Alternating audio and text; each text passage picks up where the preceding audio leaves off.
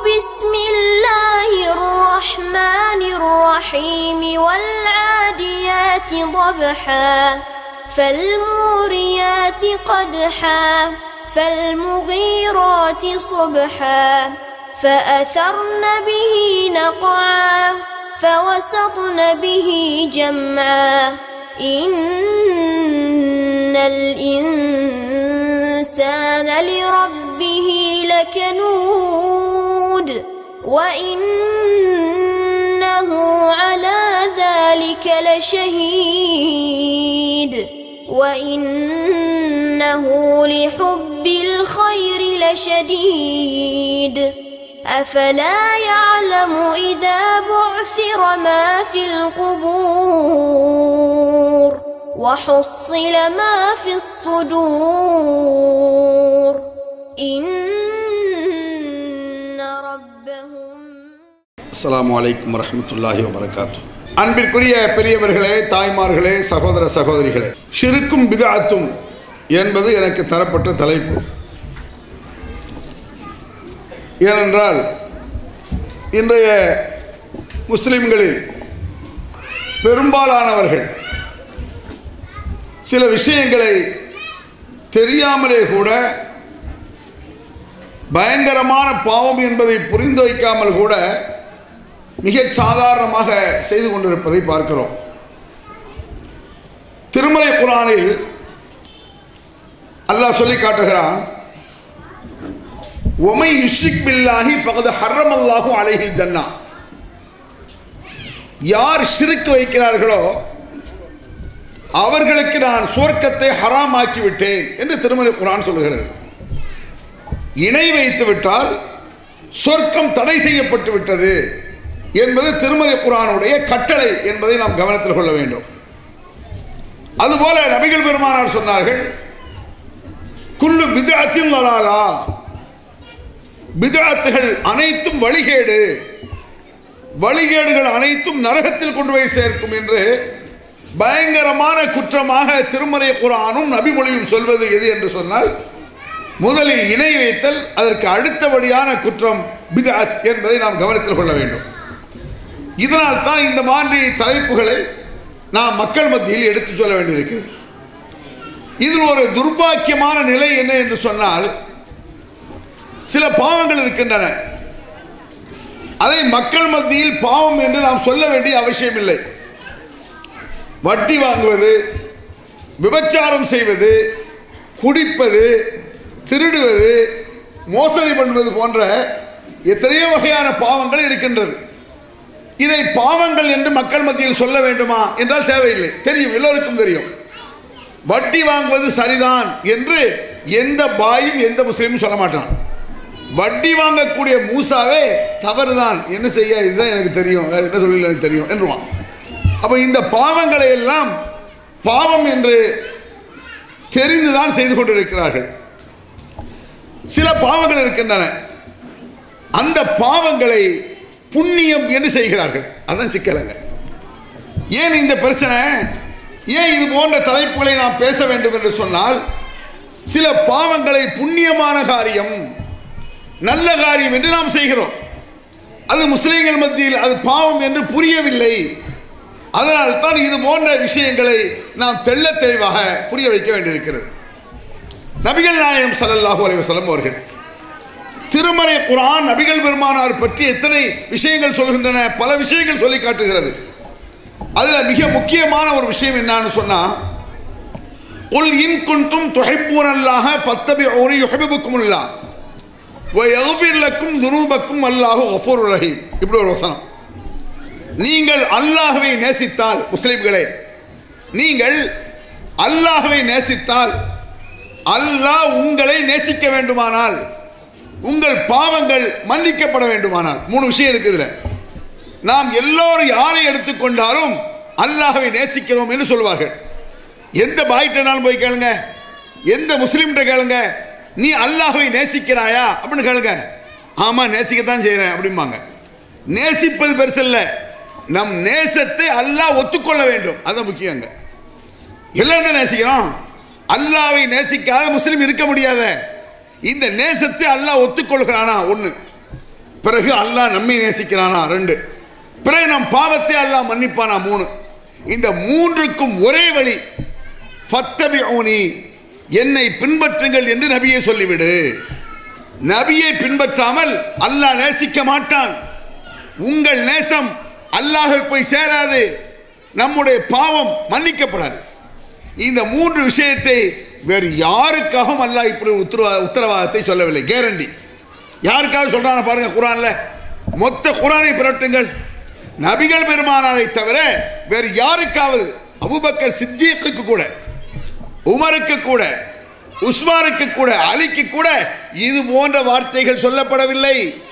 அவர்களும் சேர்ந்துதான் நபிகள் பெருமானாரை பின்பற்ற வேண்டும். அவன் மத்தாளை பற்றி என்ன இருக்கு? மத்தாளை பற்றி பேச முடியுமா? அவன் நபிகள் நாயகம் ஸல்லல்லாஹு அலைஹி வஸல்லம் அவர்களை பின்பற்றினால் மட்டுமே அல்லாஹ் நம்மை நேசிப்பான். நம்முடைய நேசம் அல்லாஹ்வை போய் சேரும், நம் பாவங்கள் மன்னிக்கப்படும். இப்படி சொன்ன ரப்புல் ஆலமீன் இன்னொரு வசனம் பாருங்க, அந்நபியு அவுலா பில் முஃமினீன மின் அன்ஃபுஸிஹிம், இந்த நபி முஃமின்களுக்கு தங்கள் உயிரை விட மேலானவர் அப்படிங்கிறான். என்னுடைய உயிரை விட நபிகள் பெருமானார் மேலானவர் என்று நான் நம்பவில்லை என்றால் நான் ஒரு முஸ்லிம் இல்லை. என் உயிரை விட ரசூலுல்லாஹ் மேலான நம்பணும். ஒவ்வொரு முஸ்லிமும் தன் உயிரை விட நபிகள் பெருமானார் மேலானவர்கள் என்று நினைத்தால்தான் அவனை முஸ்லிம் என்று அல்லாஹ் ஒத்துக்கொள்வான். வேறு யாரையும் நம்ம உயிரை விட மேலான நினைக்கக்கூடாது. பெத்த தகப்பனை நினைக்கக்கூடாது, பெத்த தாயை நினைக்கக்கூடாது. பெற்றோர்களை விட, பிள்ளைகளை விட, அண்ணன் தம்பியை விட, உற்றாரை விட, ஊரை விட, சொந்த பந்தங்களை விட, என் உயிரை விட நபிகள் பெருமானார் மேலானவர் என்று நம்பினால்தான் நீங்கள் ஒரு முஸ்லீம், நாம் ஒரு முஸ்லீம் என்பதை கவனித்துக் கொள்ள வேண்டும். உயிரை விட மேலான நபிகள் பெருமானார் ஸல்லல்லாஹு அலைஹி வஸல்லம், இதை ஒரு யோசிச்சு பாருங்க, கற்பனை வச்சுக்கிடுங்க. நாமெல்லாம் திருமறை குர்ஆனை படித்து நபிகள் பெருமானார் வரலாறை படித்துதான் நபிகள் பெருமானாரை ஓரளவு புரிந்திருப்போம். சஹாபாக்கள் எப்படி? கூட இருந்து பார்த்தவர்கள் சஹாபா பெருமக்கள் இல்லையா? நபிகள் பெருமானாரோடு கூட இருந்து வாழ்ந்தவர்கள். அந்த மாதிரி கூட இருந்து வாழ்ந்த நபிகள் நாயகம் ஸல்லல்லாஹு அலைஹி வஸல்லம் அவர்களோடு இருந்து வாழ்ந்த சஹாபா பெருமக்களுக்கு நபியின் மீது எவ்வளவு பிரியம், பாசம் இருந்திருக்கும். அந்த மாதிரி அளவு கடந்த பாசம் இருக்கக்கூடிய நேரத்தில் கடைசி காலத்தில் நபிகள் பெருமானார் மௌத்தாகி விட்டார்கள், மரணித்து விட்டார்கள். இது முக்கியமான பாயிண்ட். இதில் ஒரு முக்கியமான பாயிண்ட் இருக்கு. ரசூலுல்லாஹ் மௌத்தாயிட்டாங்க. அது எப்படி இருந்திருக்கும் என்று கற்பனை செய்யுங்கள். ஒரு சாதாரண அரசியல் தலைவன் அல்லது ஒரு சினிமா நடிகன், ஒரு ஹீரோயிசம் வந்து விட்டால் அவனை இன்றைக்கு உயிரை விட மேல நினைக்காங்களா? பாய்மார்களே நினைக்கான. உடல் மண்ணுக்கு, உயிர் ரஜினிக்கு, இப்படிக்கு ரஜினி மூசா, ரஜினி முகமது போஸ்டர் எத்தனை ஊர்ல. அதை முஸ்லிம் சமுதாயம் கண்டுகொள்வதில்லை. கொடுமையான வார்த்தை இது. அடே ரஜினியை ரசிக்கிறியா? அது சரியா தப்பாங்கிறது ரெண்டாவது. உன் உயிரை விட பெருசா? உன் தாய் தகப்பனையே உயிரை விட பெருசுன்னு சொல்ல முடியாத. என்னோட உயிருக்கு நிகனானவன் பெற்றோர்னு சொல்லலாம். என் உயிரை விட பெருசு ரசூல் ஸல்லல்லாஹு அலைஹி வஸல்லம். அப்ப அந்த அளவுக்கு ஒரு சினிமா நடிகனோ அல்லது அரசியல் தலைவனோ ஹீரோவாக மனிதர்கள் மத்தியில் கருதப்பட்ட ஒருவன் செத்து விட்டால், மரணமாகிவிட்டால் கிறுக்கு பிடிச்ச அலைவதை பார்க்கிறோம். அவனை மரணித்து விட்டான் என்பதை ஒத்துக்கொள்வதில்லை. அதனால் பல பிரச்சனைகள் நாட்டில் வருவதை பார்க்கிறோம். ஏன்? அவன் மீது இருக்கக்கூடிய அந்த பக்தி, அந்த மரியாதை, அந்த ஹீரோயிசத்தை வைத்துக்கொண்டு அவனை செத்ததாக, மரணித்ததாக மனிதனுடைய மனம் ஏற்றுக்கொள்ள மறுக்கிறது. முஸ்லிம்கள் உள்பட இப்படிதான் இருக்காங்களா? நபிகள் நாயகம் ஸல்லல்லாஹு அலைஹி வஸல்லம் அவர்களுடைய மரணம் எப்படி இருந்திருக்கும்னு கற்பனை பண்ணுங்க. அவங்க ஏதாவது நடிச்சாங்களா? எல்லா செயலையும் பிராக்டிக்கலாக நடைமுறைப்படுத்தியவர்கள் நபிகள் நாயகம் ஸல்லல்லாஹு அலைஹி வஸல்லம் அவர்கள். சாதாரண விஷயம் கிடையாது. நபிகள் பெருமானாருக்கு சில விஷயங்கள் இருக்கிறது. அந்த உத்தரவாதத்தை யாருக்கும் நீங்கள் கொடுக்க முடியாது. சில விஷயங்கள், சின்ன சின்ன விஷயங்கள் நான் சொல்றேன் பாருங்க. மா மஸ்ஸத் யது ரசூலுல்லாஹ் யதம்ராத்தின் கத்து. நபிகள் நாயகம் ஸல்லல்லாஹு அலைஹி வஸல்லம் விரல் இருக்கல, விரல் அது அந்நிய பெண்ணுடைய விரலில் தற்செயலாக கூட பட்டதில்லை. இப்படி ஒரு வார்த்தை, இப்படி ஒரு ஹதீஸ். மா மஸ்ஸத் யது ரசூலுல்லாஹ் யதம்ராத்தின் கத்து. நபிகள் பெருமானுடைய விரல் அந்நிய பெண்ணுடைய விரலில் தற்செயலாக கூட பட்டதில்லை. இதை யாருக்கா நீங்க சொல்ல முடியுமா? நமக்கு சொல்றது இருக்கட்டும், முஹைதீன் அப்துல் காதர் ஜெயிலானி கேரண்டி தருவீங்களா? எப்படி யாராவது ஷாலமி பாஷா யாரும் எப்படி கேரண்டி தருவீங்களா? தெரியாதுன்னு சொல்லணும். ரசூலுல்லாஹ் என்ன கேரண்டி?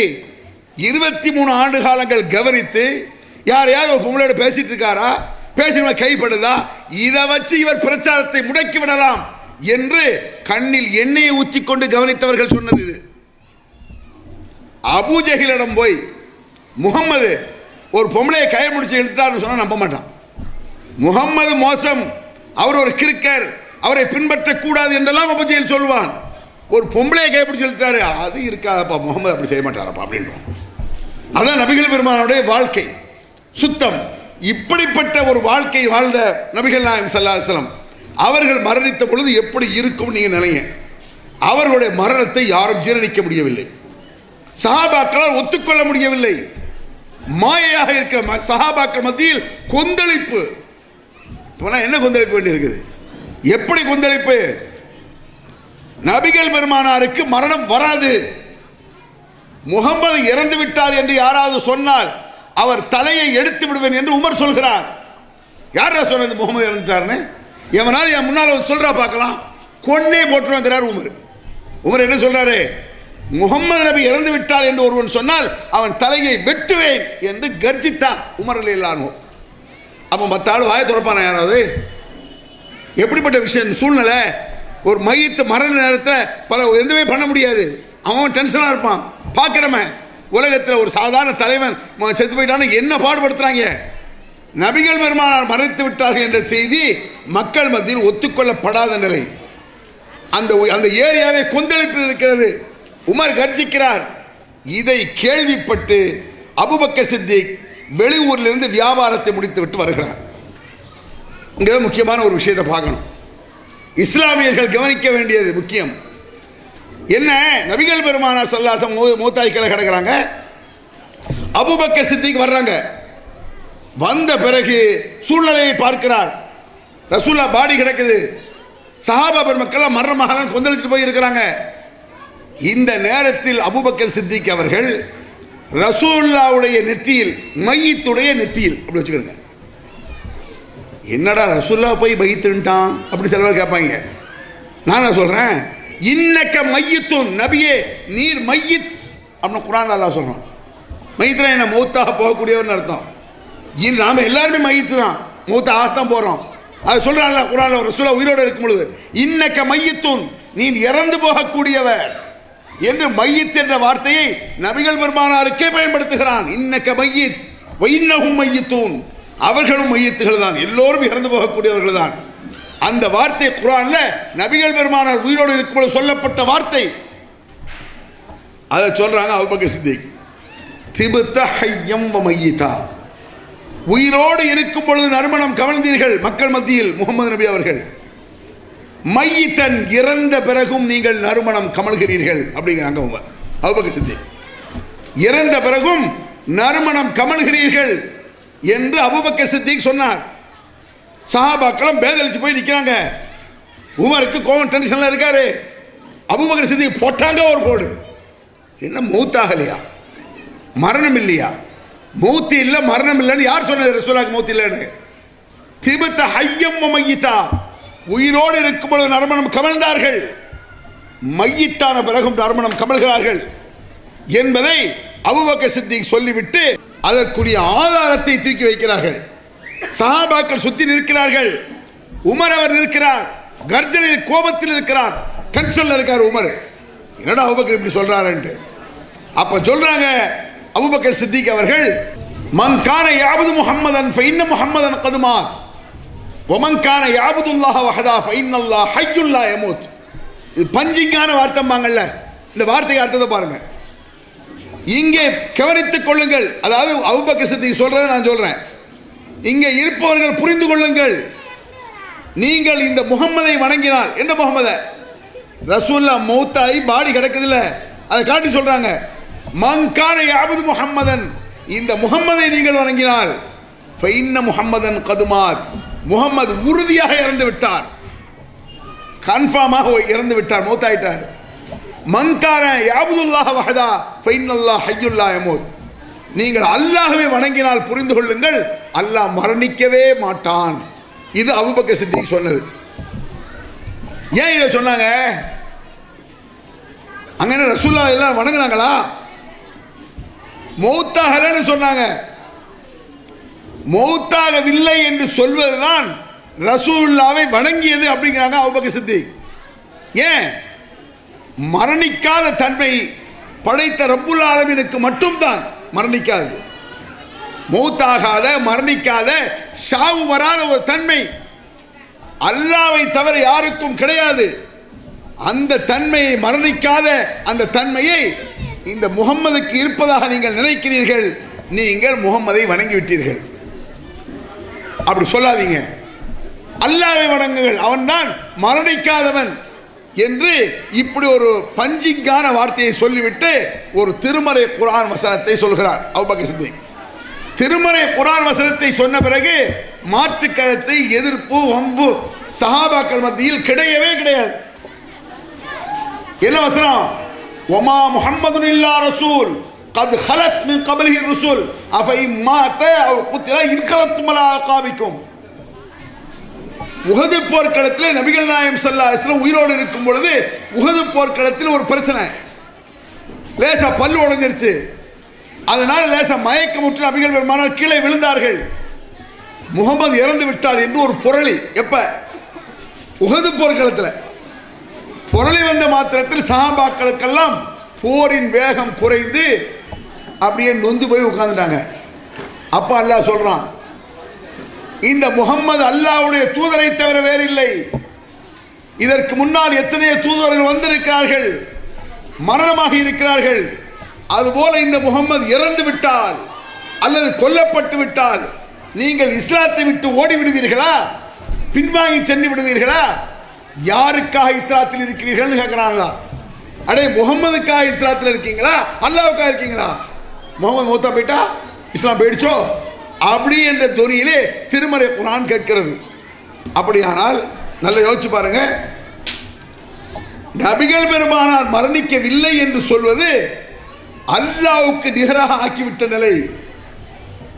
அல்லாஹ் எப்படி மரணமே ஆக மாட்டானோ அதுபோல ரசூலுல்லாஹ் மரணமாக மாட்டார் என்று சொல்லிவிட்டால் ரசூலுல்லாஹ்வை கடவுளாக்கி விட்டான் என்று அர்த்தம்.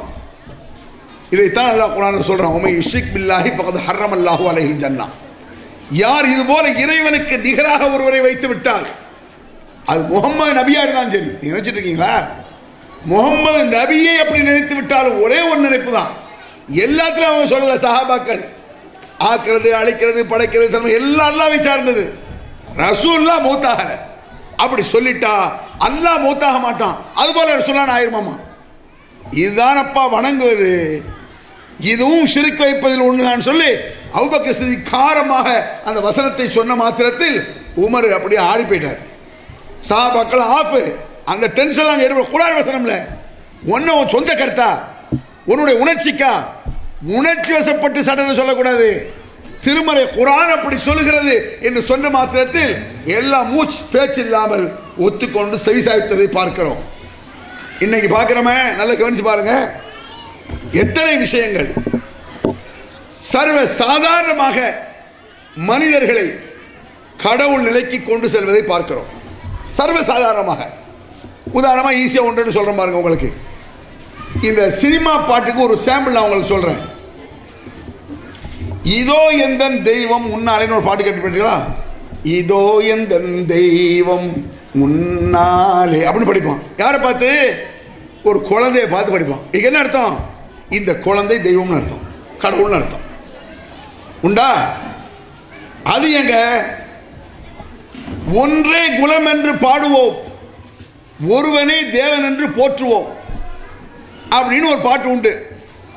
இந்த கருத்தை சொன்னது அண்ணாதுரை மூத்தாயிட்டாரு. அவர் சொன்னதை ஒன்றே குலம் ஒருவனே தேவன் சொல்லிட்டு தெரிஞ்சிருக்காரு. அதை பாட்டாக படித்தார்கள். ஒன்றே குலம் என்று பாடுவோம், ஒருவனே தேவன் என்று போற்றுவோம் அப்படின்னு சொல்றாங்கல்ல. இது ஏகத்துவம், தௌஹீத். ஒரு தெய்வம் தான், ரெண்டு கடவுள் இருக்க முடியாது. அதான் அர்த்தம். அதுக்கு ஒன்றே குலம் ஒருவனே, எல்லாம் ஒரே குலத்திலிருந்து வந்த மக்கள் தான். ஜாதி மதம் எதுவுமே கிடையாது. எல்லாம் ஒரே குலம், ஒரே பெற்றோருக்கு பிறந்தவர்கள் தான் அப்படிங்கிற கருத்தை அந்த வார்த்தை சொல்லுது. ஒருவனே தேவன், ஒருவனே கடவுள், ஒருவனே தெய்வம் அப்படின்னு சொல்லுது. அப்படி சொல்லிட்டு அதுக்கு அடுத்த வரியை பாருங்க. சொன்னது அண்ணாதுரை. இவர் எல்லா படத்தையும் சொல்றான்னு நினைக்கக்கூடாது.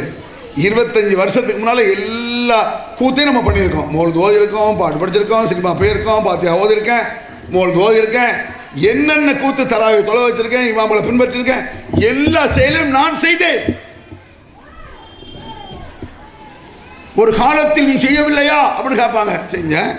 திருந்துட்டேன்ல. திருந்து ஒரு குடிகாரன், பயங்கர குடிகாரன், திருந்துட்டான். இப்போ நான் குடிக்கல. ஏன்டா குடிக்கல? நீ ஒரு காலத்தில் குடிக்கவில்லையா, இப்போ ஊத்து அப்படியே சொல்ல முடியும்? அல்ஹம்துலில்லாஹ் திருந்தல. அப்படிதான் சொல்ல முடியும். ஒரு காலத்தில் செய்தேன். பல சினிமாக்கள் பார்க்கறது தான் வேற. சினிமாவை பார்க்க வேண்டியது. இந்த பாரசா லீவ் விடும் பொழுது அந்த சினிமா பாடல்களில் வரக்கூடியதை வைத்துக்கொண்டு வீடு வீடாக சென்று பாத்தியா மூலத்தை ஓத வேண்டியது. இது ஒரு காலத்தில் எனக்கு இருந்தது. நான் செய்திருக்கிறேன் பல முறை. நான் செஞ்சதை உங்கள்கிட்ட சொல்றேன். அப்ப அந்த ஒன்றே குலம் என்று பாடுவோம், ஒருவனை தேவன் என்று போற்றுவோம் என்று அண்ணாதுரை சொன்னார். அதை எம்ஜிஆர் அந்த வாயசைக்கிறார். படித்தது சவுந்தரராஜன். ஒன்றே குலம் என்று பாடுவோம்னு. அது படத்து பேர் பல்லாண்டு வாழ்க. அந்த அளவுக்கு ஞாபகம் இருக்கு. சின்ன வயசுல செஞ்சது நல்ல கருத்து தானே இது. ஒன்றே குலம்னு சொல்லி இந்த கருத்தை யாரோ தப்பான்னு சொல்லுவாங்களா? எல்லா மதத்தவர்களும் எல்லாம் ஒரே குலம் தான்ப்பா. மனுஷன் ஒரே மனுஷன் வந்ததானே எல்லோரும் ஏற்றுக்கொள்வார்கள். அதுக்கு அடுத்து பாருங்க, இதய தெய்வம் நமது அண்ணா தோன்றினார். அண்ணாதுரை தெய்வம் ஆனாரு. புரியுதா உங்களுக்கு? இந்த கவிஞர்கள், பாடலாசிரியர்கள் சர்வ சாதாரணமாக மனிதர்களை கடவுள் என்று சொல்லிவிடுவார்கள். கவிஞர்களுடைய வேலை. சொல்ல போனால் கவிஞர்கள் பொய் பித்தலாட்டம் செய்வதில் சகஜமாக செய்வார்கள் அப்படின்னு நான் சொல்லலை. கவிஞர்கள் பொய் பித்தலாட்டக்காரர்கள் என்பது நான் சொன்ன கருத்து இல்லை. கவிஞர்களை ஒத்துக்கொண்டது. கண்ணுக்கு மையழகு, கவிதைக்கு பொய்யழகு. பொய் இல்லாட்ட கவிதை எடுபடாது. ஞாபகம். இது பழைய பாட்டோட இருக்க. பொய்யிலே பிறந்து பொய்யிலே வளர்ந்த புலவர் பெருமானின்னு படிச்சிருப்பான். புலவனாக இருந்தால் பொய் சொல்ல வேண்டும், ஏற்குமாறு பேசணும், எல்லாத்தையும் கடவுளுமாங்க. இது கவிஞர்களுக்குன்னு உள்ளதுங்க. இதைத்தான் திருமறை குர்ஆன் ஒத்த வார்த்தையில் சொல்றான்ல. திருமறை குர்ஆனில் சூரா யாசீனில் வரக்கூடிய வசனம் இது. தேடுறதுக்கு ஈஸி, கண்டுபிடிக்கிறதுக்கு. மற்ற வசனம் சொன்னா எங்க இருக்கு நீங்க தேடுற கஷ்டப்படும். சூரத் யாசீன் எடுங்க. மூத்தாக்களுக்கு என்று ஒதுக்கி வைக்கப்பட்ட சூரா சூரத் யாசீன். அதை எடுங்க. என்ன சொல்றாங்க குர்ஆன்ல? ஒமா அல்லம்னாஹு ஷஅர ஒமா யம்பகி லஹு. இந்த முகமதுக்கு நாம் கவிதையை, புலமையை கற்றுக் கொடுக்கவில்லை. குர்ஆன்ல இருக்க. ஒமா யம்பகி லஹு, அது அவருக்கு தேவையில்லை. கவிதையை கற்றுக் கொடுக்கவும் இல்லை, அது அவருக்கு தேவையும் இல்லை என்று என்னுடைய கருத்தை கிடையாது. திருமறை குர்ஆனுடைய கருத்து. அஷ்ஷுராஉ யத்தபிஉஹுல் காவூன். கவிஞர்களை, புலவர்களை வீணர்கள் பின்பற்றுவார்கள். இது எதுல இருக்கு? குர்ஆன்ல. கவிஞர்கள் ஒரு அத்தியாயம் இருக்கு. குர்ஆன்ல கவிஞர்கள் ஒரு அத்தியாயம் இருக்கு. தெரியாது நிறைய பேருக்கு. அஷ்ஷுரா, சூரத்து ஷுரா. கவிஞர்கள் ஒரு அத்தியாயம்.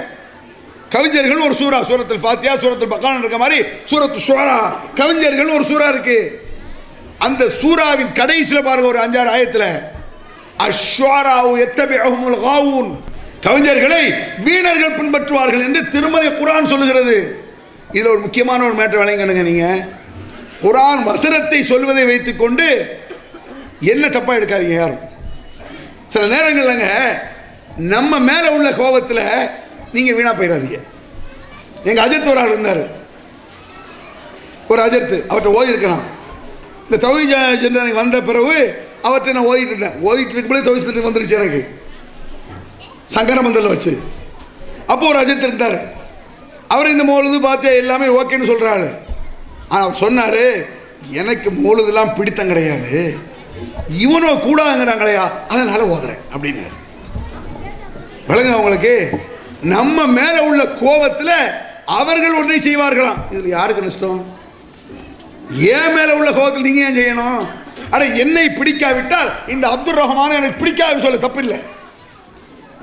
இவன் சொல்லி நான் என்ன கேட்கான்னு சொல்ல தப்பு இல்லையே.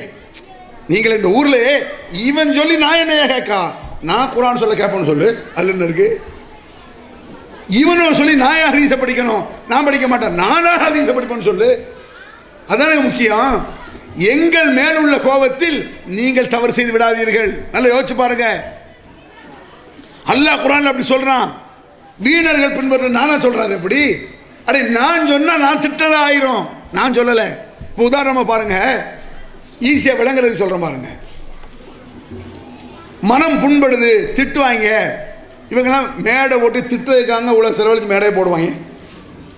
ஆயிரக்கணக்கான ரூபா செலவழித்து திட்டுறதுக்கு யாரும் மேடை ஓடுவாங்களா? அதுக்காக நான் வந்து எங்கள் ஊர்லேருந்து கிட்டத்தட்ட ஒரு 500 மைல் 500 கிலோமீட்டர், ஒரு 300-350 கிலோமீட்டர் கடையநல்லூர்லேருந்து வந்திருக்கேன். திட்டுறதுக்கு இங்கே வரணுமானுங்கிற அது என்ன அப்படி ஒரு சந்தேகம் உங்களுக்கு?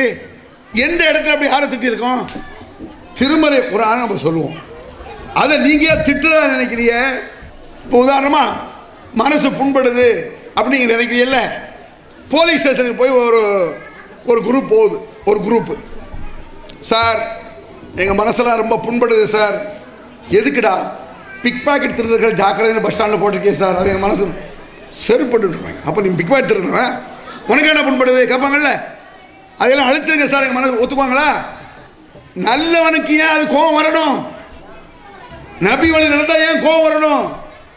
சுன்னத் வழி நடந்தால் ஏன் கோபம் வரணும்? திட்டத்தில் அர்த்தம் அப்படி திட்ட வேண்டிய அவசியமே இல்லை.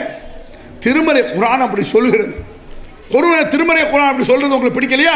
குர்ஆன் சொல்ற தப்புன்னு சொல்லு, அது வேற சப்ஜெக்ட். அது உங்களுக்கு அல்லாஹ்வுக்குள்ளது. அஷ்வாராவு யத்தபிஉல் காவூன், கவிஞர்களை வீணர்கள் பின்பற்றுவார்கள் அல்லாஹ் குர்ஆன்ல. ஏன்? முரண்பாடுகள், பொய்கள், பித்தலாட்டங்கள் சர்வ சாதாரணமாக கடவுள்ருவான். ஈன்ற தாயை நான் கண்டதில்லை, எனது தெய்வம் வேறெங்கும் இல்லைன்னு ஒரு பாட்டு கேள்விப்பட்டிருக்கீங்களா?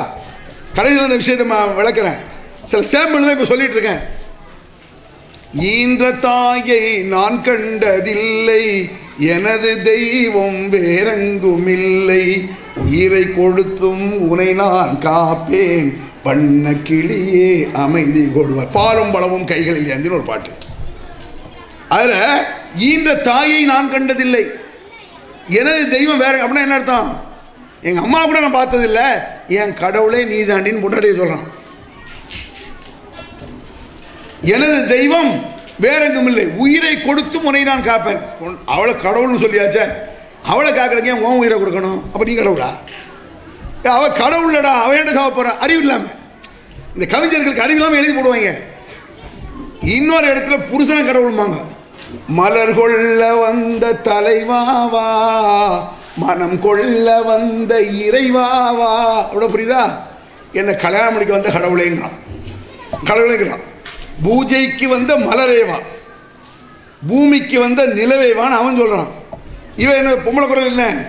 மலர் கொள்ள வந்த தலைவாவா, மனம் கொள்ள வந்த இறைவாவா, புருஷன் கடவுள்வான். அதில் ஈந்த தாயை நான் கண்டதில் எனது தெய்வம் வேற எங்கேயும் பொண்டாட்டிய கடவுளுங்கிறான். புருஷன், பொண்டாட்டி, அண்ணன், தம்பி, குழந்தை எல்லாத்தையும் தெய்வம்ன்றான். மொத்தமாக கிறுக்கு பிடிக்கும். சொல்லட்டா ஒரு பாட்டு? மனிதன் என்பவன் தெய்வமாகலாம், எல்லாரும் கடவுள் தான், கிறுக்கு பிடிச்சிருவான். இதுக்கு தான் இஸ்லாம் என்ன சொல்லுவேன்னா, இந்த கவிஞ புலமை இதெல்லாம் ஒரு கணக்கில் எடுக்காது, உளருவானுங்க. நல்ல கருத்தும் இருக்கும், உளறலும் இருக்கும், பொய்யும் இருக்கும், புரட்டும் இருக்கும், எல்லாத்தையும் கடவுள்னா செய்யும் தொழிலே தெய்வமா. அப்போ திருடனுக்கு திருடன் தெய்வமாப்போ யோசிச்சு பாரு. அப்போ இதெல்லாம் என்ன யோசிச்சு பார்க்கணுமோ? நல்ல யோசிச்சு பார்த்தீங்கன்னு சொன்னால் இந்த கான்செப்டுகளை உடைக்கத்தான் நபிகள் பெருமானார் வந்தார். வேற எதுக்கு? முட்டாள்தனமான ஒரு விஷயத்தை நான் இப்போ உங்களுக்கு சொல்கிறேன். சில நேரங்களில் கேட்க நல்லா இருக்கும், கேட்பதற்கு சூப்பராக இருக்கும் சில விஷயம், ஆனால் முட்டாள்தனமாக இருக்கும். உதாரணமாக, அண்ணல் நபி பொன்முகத்தை கண்கள் தேடுது அப்படின்னு ஒரு பாட்டு. அந்த பாட்டில் கடைசியில் கஸ்தூரி மனம் கமழும் தங்கள் மேனியை இந்த கண்களாலே பார்ப்பதற்கு ஆவல் தரும்போது புஷ்பங்களின் மகரந்தமாம் மதின புழுதியில், விஷயம் விளங்குது அவங்களுக்கு? புஷ்பங்களின் மகரந்தமாம் மதின புழுதியில், மதீனாவுடைய அந்த தரையை அந்த புஷ்பங்கள் பூக்களுடைய மகரந்தம் அப்படின்னு சொல்றாரு. இது ஒரு கவிதை திறமைன்னு வச்சுக்கோங்களேன். சொன்னதோடு நிற்காம என்ன ஆச்சு தெரியுமா? கிறுக்கு பிடிக்கும் பாருங்க. நான் உருள வேண்டும் புரள வேண்டும் போல் இருக்குது. ஏல தரையில் நான் உருள வேண்டும் புரள வேண்டும் போல் இருக்குது. கழுத உருள் தரையில் படுத்து மனசு உருள்வானா? இந்த மாதிரி பைத்தியக்காரத்தனமான வார்த்தைகள்லாம் வந்துடும். சும்மா ரசிப்பதற்கு படிக்கலாமே ஒழிய இதை செயல்படுத்த முடியுமா? முடியாது. ஃபாலோ பண்ண முடியும், பின்பற்ற முடியுமா? முடியாது. பின்பற்ற முடிவதாக இருந்தால் அல்லாஹ் நபிகள் பெருமானாருக்கு புலமையை கற்றுக் கொடுத்து இதை பின்பற்றுங்கள் என்பான். நபிகள் பெருமானாருக்கு கவிதையை சொல்லிக் கொடுத்திருப்பான். அது தேவையும் இல்லை அவருக்கு, அவருக்கு கற்றுக் கொடுக்கவும் இல்லை. அந்த புலமையை பின்பற்றவர்கள் வீணர்கள். எத்தனை வார்த்தைகள் திருமறை குர்ஆனில் அல்லாஹ் விரும்பலைய என்ற இத்தனை பொய்கள் வரும். நல்ல கருத்தாவே இருக்கட்டுமுங்க, செயல்படுத்த எல்லாத்தையும் முடியாது. தூங்காதே தம்பி தூங்காதே, நல்ல கருத்து தான். போர் படைதலில் தூங்கியவன் வெற்றி இழந்தான், உயர் பள்ளியில் தூங்கியவன் கல்வி இழந்தான். ஸ்கூலில் தூங்கிட்டு இருந்தானா படிப்பு போயிருங்கிறான். அதுக்காக ஒரு மாணவன் இப்படியே தூங்கிட்டே இருக்கான். வாத்தியார் கிட்ட போய் தூங்காதே அப்படின்னு படிக்காதீங்க, நல்லா படிங்க சார், நல்லா தூக்கம் வரும் சார், தாலாட்டு மாதிரி படிங்க சார்மா. திருடாதே பாப்பா திருடாதே, நல்ல வார்த்தை தான். திருடாதே பாப்பா திருடாதே. இப்போ பஸ்ஸில் நீங்கள் போகும்போது பிக் பாக்கெட் அடிக்கிறான், என்ன செய்வீங்க? செருப்படு ராஸ்கர், கையிடலாம், கையை ஒடிச்சிடுவாங்க நம்மள. திருடாதேன்னு சொல்லிப்பாரு, சரியான பேயனா இருப்பான், இன்னொன்று விட்டுருவான் இன்னொரு பாக்கெட்டில். எதுக்கு இதை நான் சொல்கிறேன்னா, கவிதைகள் நல்ல கருத்துக்களாக இருந்தால் ரசித்துக் கொள்ளலாம். மார்க்கத்தில் குற்றம் பிடிக்காது. மார்க்கம் நல்ல கருத்தா ரசிச்சுக்க. ஆனால் கவனி, எல்லாம் நல்ல கருத்தாக இருக்காது. முட்டாள்தனம் இருக்கும், மூடத்தனம் இருக்கும், பொய்கள் இருக்கும், புரட்டுகள் இருக்கும். மன்றா வஜஹக யஸ்அத் யா கரீம், நான் ஓதிருக்கேன் இது. மன்றா வஜஹக யஸ்அத் யா கரீமல் வாலிதைனி ஹவுலுக ஸஃபில் முபரத் விர்துனா யௌமன் நுஷூர். பாலும் பழமும் கைகள் ஏந்துங்கிற பாட்டு என்ன சொல்றாரு இதுல? மன்றா வஜஹக யஸ்அத், நல்லது மாதிரி தெரியும், கொஞ்சம் யோசிச்சு பார்த்தா அடிமுட்டாள்தனங்கிறத புரிஞ்சுக்கலாம். என்னன்னு பாருங்க, சிம்பிளா அர்த்தம் சொல்லிட்டு மற்ற விஷயத்துக்கு வர்றேன். மன்றா வஜஹக யஸ்அத், எப்படி உருள வேண்டும் புரள வேண்டும் புரள வேண்டும் போல இருக்குன்னு சொன்னாரு மதீனால போய். அது மாதிரி ஒரு முட்டாள்தனமான கருத்து அரபியில். அரபி கவிஞன் எழுதியிருக்கான், அரபி தெரிந்த ஒரு கவிஞன். மன்றா வஜஹக யஸ்அத், உங்கள் முகத்தை திருமுகத்தை பார்த்து விட்டால். யார் திருமுகத்தை? ரசூலா திருமுகத்தை. மன்றா வஜஹக, உங்கள் திருமுகத்தை பார்த்து விட்டால் யஸ்அத், அவன் சீதேவியாகி விடுவான். ரசூல்லா திருமுகத்தை பார்த்தா சீதேவி ஆக முடியுமா? ஆக முடியாது. ஏன்? அபுஜேல் ரசூல்லா முகத்தை பார்த்துருக்கான்ல, 1ஆம் நம்பர் மூதேவி அவன் தானே. எப்படி ஏற்று முட்டாள்தனம் வழங்குது அவங்களுக்கு? ஃபிரௌன் மூசா நபி முகத்தை பார்த்துருக்கானே, 1ஆம் நம்பர் அயோக்கியம் அவன் தானே. எல்லா நபிமார்களுக்கும் அவர்களுடைய எதிரிகள் அயோக்கியர்கள், முசீபத் பிடித்தவர்கள், மூதேவிகள் அந்த நபிமார்கள் முகத்தை பார்த்தார்கள், சீதேவியாகவில்லை. சீதேவியாக வேண்டும் என்றால் அந்த நபிமார்கள் சொன்னதை கேட்க வேண்டும், அவ்வளவுதானே. ரசூலா என்ன சொன்னாங்க அதை கேள்வி சீதேவி ஆகலாம். ரசூலா பின்பற்றி சீதேவி ஆகலாம். ரசூலா எப்படியோ சொன்னாங்க. இது போன்ற விஷயங்களை பள்ளிவாசலாக நான் போய் ஓதிருக்கிறேன். ஒவ்வொரு பள்ளிவாசல போய் ஓதுவோம். அது ஏழை பணக்கார வீடுகள் வித்தியாசப்படுத்தி ஓதுவோம். பணக்கார வீடாக இருந்தால் அதில் போடக்கூடிய டியூனே வேறு, அந்த டியூன் ராகம். ஏழை வீடாக இருந்தால் அது போல டியூன். இப்படி எல்லாம் அதை செய்து செய்து மக்கள் மத்தியில் பணத்தை வாங்கி கூச்சு. அது சில அல்லாஹுடைய ஒரு பெரும் கிருபையால் இது எவ்வளோ பெரிய அநியாயம் அட்டூழியம் அக்கிரமம் என்று தெரிந்து திருந்துவதற்கு ஒரு வழி கிடைத்தது. அல்லாஹ் நேர வழியை தந்தான். உங்களுக்கும் தர வேண்டும் நினைக்கிறேன், அவ்வளோதான். நான் போகிற சொர்க்கத்துக்கு நீங்கள் போகணும்னு நினைக்கிறேன், இது தப்பா? ரசூல்லா வழியே தானே. ரசூல்லா ஏன் கவலைப்பட்டாங்க? அல்லக்க பாஹுன் நஃப்ஸக அல்லா யகுனு முஃமினீன், இவர்கள் இஸ்லாத்தை ஏற்றுக்கொள்ளவில்லை என்பதற்காக நபியே உம்மை நீர் மாய்த்துக் கொள்ள போகிறீரா? வசனம் இருக்குங்க குர்ஆன்ல. அப்படி அர்த்தம் விளங்குதா? இவர்கள் இஸ்லாத்தை ஏற்றுக்கொண்டு நம்மோடு சொர்க்கம் வரமாட்டேன் என்கிறார்கள் என்று கவலை நொந்து நொம்பலப்பட்டார்கள் நபிகள் பெருமானார். அடுத்த வரி இஸ்லாத்தை ஏற்றுக்கொண்டு சோனா வரலன்னு யாருக்காவது கவலை வருமாங்க? சொல்லுவோம், கேட்டா கேட்காட்ட போனது நம்ம சொல்லுவோம். நபிகள் வருமான கவலைப்பட்டார், துன்பப்பட்டார். நம்ம வீட்டுகளில் அப்படி சொல்லி பார்த்தாச்சு. வீட்டுகளில் என்ன என் தாய் அப்படி நான் சொல்லியிருக்கேனே, என் அம்மா என் அத்தா எங்கள் அம்மா நான் போகிற சொர்க்கத்துக்கு நீங்களும் வரணுமா, அதுக்காகத்தாம நாங்கள் இதெல்லாம் வேண்டாங்கிறோம் அப்படின்னு சொல்லி பாருங்க. உங்கள் அம்மா நானும் அதுதான்டா கவலைப்படுறேன், நீ முஹித்தீனை வேண்டாகிற, எங்கே நரகத்துக்கு பெரியோ, என் கூட வாடா முஹித்தீனோட சார் சொல்கிறாங்களா இல்லையா? அறியாமை. குர்ஆன்ல வசனம் இருக்க தெரியல, குர்ஆனை நம்புகிறார்கள், என்ன சொல்லியிருக்குன்னு தெரியலையே. நம்பினா போதுமா? அடே, ஒரு விஷயத்தை நம்பினால் அது என்ன சொல்லுகிறதோ அதை செயல்படுத்த வேண்டும். குர்ஆன் நம்புறாங்க, நபிகள் பெருமான் நம்புறாங்க, அது என்ன இருக்கு? நான் ஓதிருக்கிறேன், வீடு வீடா போய் ஓதுகளை காசு தக்க ஓதிருக்கிறேன். வசதி படைத்த வீடாக இருந்தால் ஹை லெவல் பாட்டு தான் இருக்கும். அன்றைய நேரத்தில் எது ஹையாது. அதில் சில என் கூட ஓதக்கூடிய மாணவர்களில் சில பேர் எம்ஜிஆர் ரசிகன் வந்துடும், ஒரு 5-6 பேர் என் கூட ஓதுறவங்க. நம்ம சிவாஜி ரசிகன். அந்த நேரத்தில் ஒரு பைத்தியக்காரத்தனம் முட்டாள்தனம், புரியல, மார்க்கம் தெரியாது, இஸ்லாம்னா என்னன்னு தெரியாது, ஏதோ ஓதுறாங்க, அஜர் தாவரம் அலிம் சாவரம் இமாமா உட்காந்துக்கலாம், அதெல்லாம் புத்தியா போயிருக்கும். அங்கே எல்லோரும் வருவார்கள். ஒரு பாட்டை எடுத்துட்டு வைங்க மௌலுதுல, உதாரணமா இன்னபை தன்னந்த சாக்கினோ லைஸ முஹ்தாஜன் இல சூருஜி வஜ்ஹுகல் வல்லாஹு ஹுஜ்ஜத்துனா வஜ்ஹுகல் வல்லாஹு ஹுஜ்ஜத்துனா யௌம யதின்னாசு பில் ஹுஜஜி பில் ஹுஜஜி. இசை கேட்டால் புவி அசைந்தான்னு ஒரு பாட்டு. அந்த பாட்டில் இப்படி சிவாஜி ரசிகன் அப்படி ஒரு எடுத்து விடுவான். உன்னை எம்ஜிஆர் ரசிகன் சும்மா இருக்க மாட்டான்.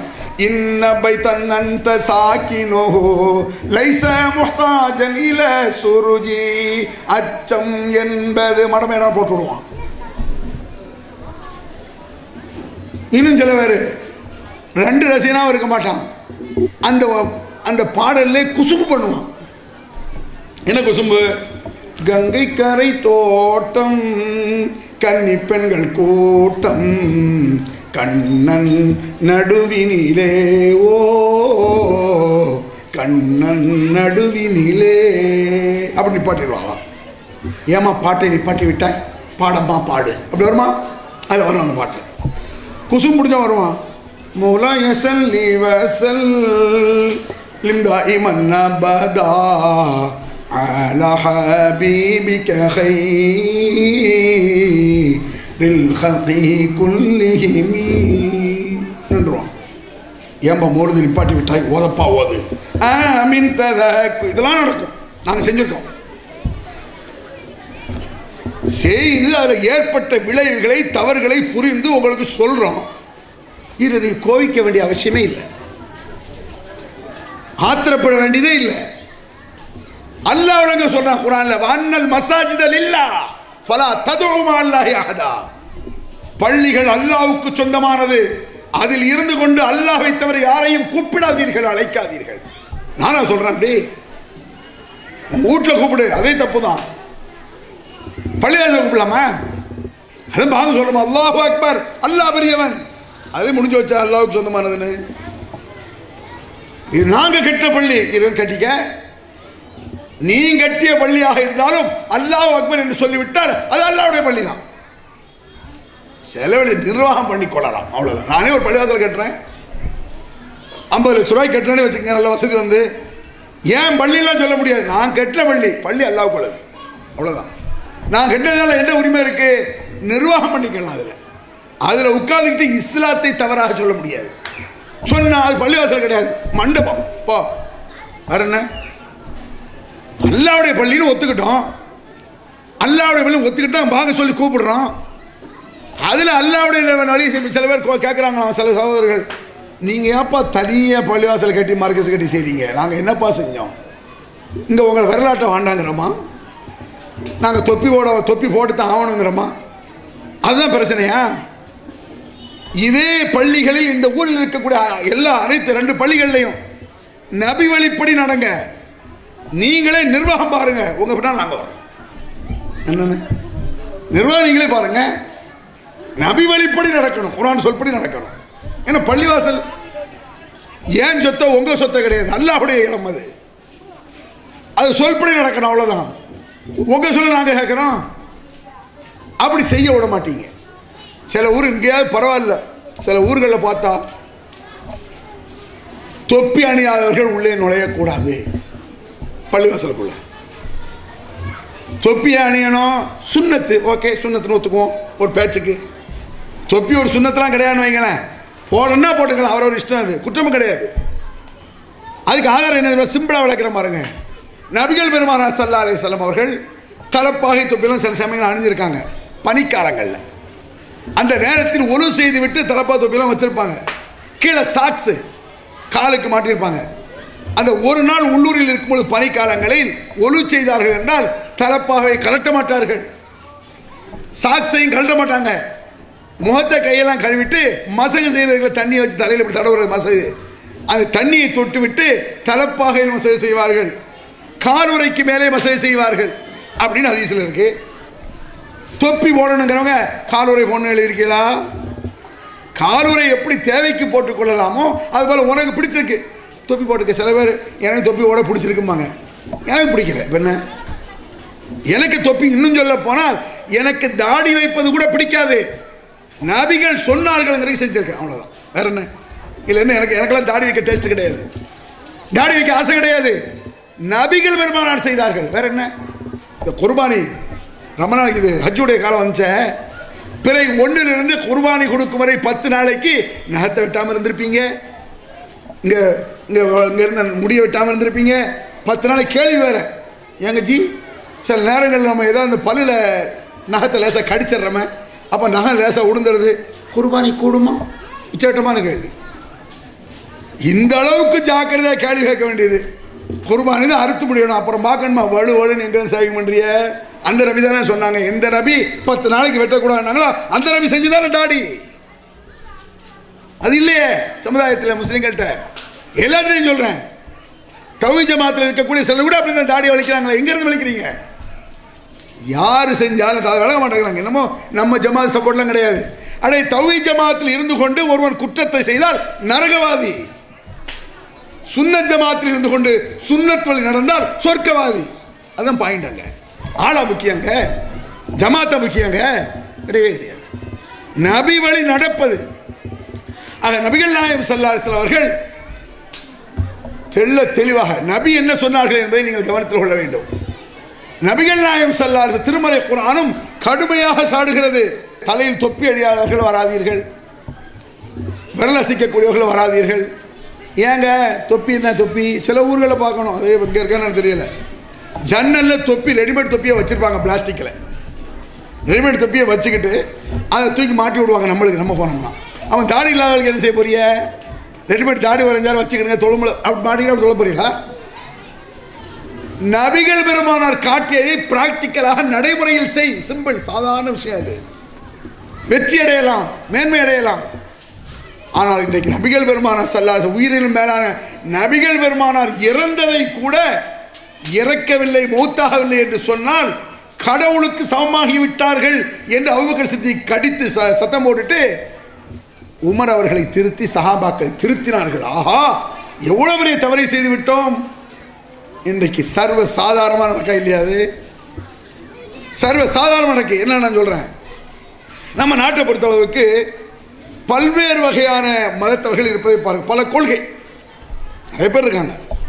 சுருக்கமாக சொன்னால் முஸ்லீம்கள், இந்துக்கள், கிறிஸ்தவர்கள் இருக்காங்க. அவரவர் கொள்கை அவரவருக்கு, அதை யாரும் ஒழிஞ்ச முடியாது. ஏன்? திருமறை குர்ஆனே அப்படித்தான் சொல்லுது, லக்கும் தீனுக்கும் வலியது.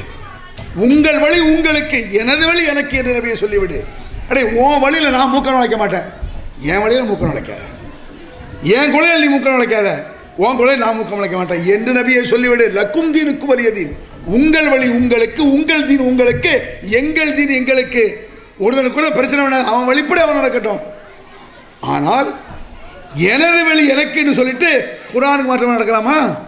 முடியாது. அப்புறம் என்ன செய்யணும்? குர்ஆன் நான் முஸ்லீம் இல்லைன்றணும்.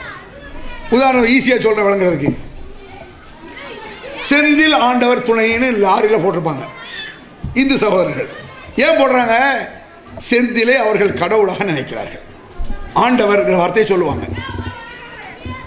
ஆண்டவர் இயேசுவே என்று கிறிஸ்தவர்கள் போடுவாங்க. ஆண்டவர் என்ன அர்த்தம்? கடவுள். இயேசுவே கடவுளுங்கிறாங்க. ரைட்டா? முஹிதீன் ஆண்டவர் துணை நீ ஏன் போடுற? முஹிதீன் கடவுளான்னு கேட்குறோம். லாரில் போடுறாங்களா இல்லையா? முஹிதீன் ஆண்டவர் துணை, நாகூர் ஆண்டவர் துணை. எப்படி போடுற? அடே, செந்தில் ஆண்டவர் துணை என்றால் அவர்கள் செந்திலை கடவுள் நினைக்கிறார்கள். அவர்கள் கொள்கைக்கு அது ஓகே. ஆண்டவர் இயேசுவே துணை என்று கிறிஸ்தவர்கள் போட்டால் அவர் கொள்கைக்கு அது ஓகே. முஹிதீன் ஆண்டவர் துணை நீ போடுறிய, நம்ம கொள்கைக்கு ஓகேயா? அதான் கேட்குறேன். அல்லாஹ்வை நம்பியவர்கள் சரியா?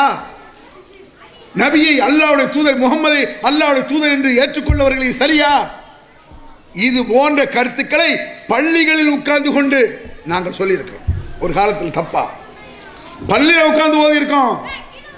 அது யா குதுப அஹ்ல ஸமா வல்லர்ல கௌஸஹுமா. பள்ளிவாசல்ல நான் ஓதி இருக்கேன். சத்தமாக போட்டு ஓதணும். இதெல்லாம் சத்தமாக ஓதுனா அது தக்க காசு கூட. இந்த அஜர்த்து நல்ல ஓதுறாருப்பா, அவருக்கு 10 ரூபா கைமேட கூட கொடுப்பாங்க. என்னெல்லாம் ஸ்பெஷலாக கூட்டுவாங்க. டியூன் உச்சாட்டமாக பண்ணணும்ல. நிறைய பேர் டியூன் போட தெரியாது. எங்கள் அஜர்த்து ஒரு ஆள் மூத்தா போயிட்டார். ஆள் பேர் தேவையில்லை. ஒருத்தருக்கு சரியாக ஓடுவத தெரியாது, டியூன் போட தெரியாது. என்னடா ஓதுற, என்ன ஓதுற? இந்த அப்துல் ரஹ்மான் கூட சினிமாக்களுமா பார்த்து ஓதுற, சினிமா போய் பாரு, அப்படின்னா தான் வரும் என்று சொல்லக்கூடிய அளவுக்கு போய் கிடையாது. அவர் நக்கலுக்கு சொல்ற, தமாசுக்கு சொல்றாரு வைங்க, அதை ஒரு பொருட்டாக கருதுவதில்லை தப்பு என்று. சர்வசாதாரணமா ஹய்யால ஸலா ஹய்யால ஃபலா அல்லாஹு அக்பர் அஷ்ஹது அன்ன முஹம்மது ரசூலுல்லாஹ் பள்ளி வாசலில் பாங்கில் சொல்கிறோம். அது கூட நபிகள் பெருமானாரை அழைக்கவில்லை, கூப்பிடவில்லை. இந்த முஹம்மது அல்லாஹ்வுடைய தூதராக இருக்கிறார் என்று செய்தி, அவ்வளவுதான். அழைக்கவா செய்யறோம்? அழைப்பது அல்லாஹைத்தான் அழைக்க வேண்டும். வான்னல் மசாஜிதல் இல்லா, பள்ளிகள் அல்லாஹ்வுக்கு சொந்தமானவை. அங்க உட்கார்ந்துட்டு அல்லாஹ் கூட யாரையும் அழைச்சிடலாமா? அழைக்க முடியாது. அழைச்சா என்ன? அதுதான் பயங்கர ஷிர்க். நான் சொன்னேன், ஓமை யுஷ்ரிக் பில்லாஹி ஃபகத் ஹர்ரமல்லாஹு அலைஹில் ஜன்னah. யார் இணை வைக்கிறார்களோ அவர்களுக்கு அல்லாஹ் சொர்க்கத்தை ஹராமாக்கி விட்டான். பள்ளிவாசல் உட்கார்ந்து கூப்பிடுறாங்களா? யா கௌசுல், நான் சொன்னேன், யா கௌசுல் ஆலம், யா குதுப அஹ்ல ஸமா. என்ன அர்த்தம் அதுக்கு? கேளுங்க அஜத்மார்கள்ட்ட, நான் சொல்ற அர்த்தம் நீங்க கேளுங்க.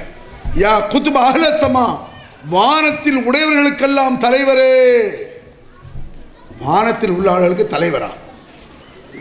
யா கௌசுல் ஆலம், மகத்தான ரட்சகரே, பாதுகாக்கக்கூடியவரே. யாரு? யா முஹிய்யத்தீனின் 4வது அடியில் வரும். அல்ஹம்துலில்லாஹி ஹம்தம் தாயிமன் அபதா வ ஷுக்ரு ஷுக்ரன் அஸி ரவாஸி பர்கல யா முஹிய்யத்தீனி அப்படின்னு வரும். வ மை யுனாதி சிமி அல்ஃபம் பி கல்வதிஹி அஸ்மம் பி ஹிம்மதிஹி ஷர்மன் லி அஃவதிஹி அஜப்துஹு முஸ்ரிஅம் மின் நஜ்லி தஅவதிஹி ஃபல்யதுஉ யா அப்துல் காதிர் முஹிய்யத்தீனி. படிப்பாங்களே, இதை 3 வாட்டி வேற நாங்கள் படிக்கும்போது 3 வாட்டி படிக்கணும். என்ன? என் பெயரை தனிமையில் இருந்து கொண்டு நீங்கள் கூப்பிடுங்கள் 1000 முறை. யா முஹித்தீன் அப்துல், சும்மா லேசா கூப்பிடக்கூடாதான். யா அப்துல் காதிர் ஜெயிலானி, முஹித்தீன் அப்துல் காதிர் ஜெயிலானியே அப்படின்னு கூப்பிடுன்னு நான் படிச்சிருக்கேன் பள்ளிவாசலில். அறியாமையில், மார்க்கம் தெரியாமல், வழிகேட்டில் இருக்கும் பொழுது. வழிகேடுன்னு நீ சாதாரணமாக இது நல்ல யோசிச்சு பாருங்க. அப்போ வழிகேட்டில் இருந்திலாம் நினைப்பாங்க. நல்ல கவனிச்சுங்க. சஹாபாக்கள் எல்லோருமே ஒரு காலத்தில் வழிகேட்டில் இருந்தவர்கள். அப்புறம் என்னன்னா, சஹாபாக்கள் யாருங்க? வஜதக்க லால்லன் ஃபஹதா. குர்ஆன்ல சொல்றானல்ல, வஜதக்க லால்லன் ஃபஹதா. நபியே, நீர் வழிகேட்டில் இருந்தீர், அல்லாஹ் நேர்வழி காட்டினான்ங்கிறான் ரசூலுல்லாஹ். எது வழி தெரியாம அப்படி போய் நிக்காங்க ரசூலுல்லாஹ். இதுதான் வழி. இஸ்லாம் என்றால் என்ன, ஈமான் என்றால் என்ன என்று நபி உமக்கு தெரியாமல் இருந்தது. இதுதான் இஸ்லாம் என்று நாம் சொன்னோம், இதுதான் நேர்வழி என்று நாம் சொன்னோம். ரசூலுல்லாஹ் கதியது. சஹாபாக்கள் அல்லாஹ் சொல்றான், நரகத்தின் ஓரத்தில் கிடந்தார்கள் அவர்கள். அல்லாஹ் அவர்களை காப்பாற்றி சொர்க்கத்தின் பால் கொண்டு வந்தார். அப்படி எல்லாரும் ஒரு காலத்தில் தப்பு செய்கிற ஆட்களாக இருந்திருக்கோம், தவறாக செஞ்சுருப்போம். ஒரு காலத்தில் நாங்கள் தப்பு செஞ்சோம், திருந்துவோங்கிறேன். இங்கே வந்ததே திருந்தின அவசியம். நபி வழி நடக்க வேண்டும் என்று உறுதியெடு.